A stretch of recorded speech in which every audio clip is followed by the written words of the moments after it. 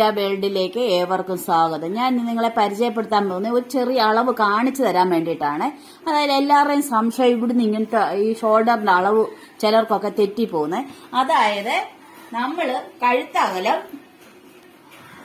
തുണി രണ്ടായിട്ട് മടക്കി ഇട്ടിട്ട് കഴുത്തകലം 2.5 ഇഞ്ച് അടയാളപ്പെടുത്തിയേ. ഈ 2.5 ഇഞ്ച് അടയാളപ്പെടുത്തിയിട്ട് ഇത് താഴോട്ട് നമ്മുടെ കഴുത്താണ്.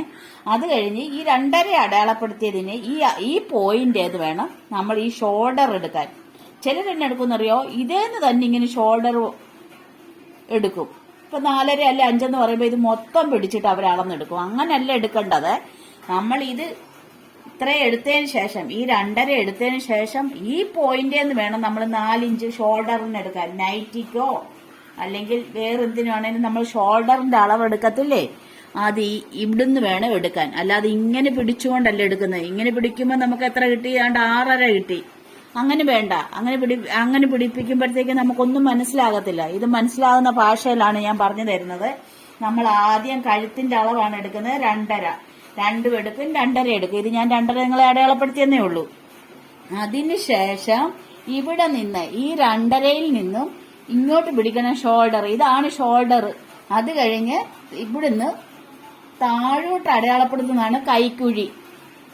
താഴോട്ട് ഇപ്പൊ 6 അടയാളപ്പെടുത്തും, 6.5 അടയാളപ്പെടുത്തും. നമുക്ക് വണ്ണം ഉള്ളവർക്ക് 6.5 ഒക്കെ അടയാളപ്പെടുത്തും. അങ്ങനെയാണ് നമ്മൾ താഴോട്ട് അടയാളപ്പെടുത്തുന്നതാണ് കൈക്കുഴി. മനസ്സിലായോ? ഇത് തെറ്റരുത്. ഇത് തെറ്റാതിരിക്കാൻ പലരും എന്നെ വിളിച്ച സംശയം ചോദിക്കുന്നു. കാരണം അവർ ഇങ്ങനെ അളവെടുക്കുന്നു, ഇങ്ങനെ എടുക്കുന്നു. അങ്ങനെ പറഞ്ഞു തരാൻ എനിക്കറിയത്തില്ല. ഞാൻ ഇങ്ങനെ പറഞ്ഞു തരുന്നത്. അതായത് നമ്മൾ തുണി 2ആയിട്ട് മടക്കി ഇട്ടിട്ട് ഇവിടെ 2.5 അടയാളപ്പെടുത്തി.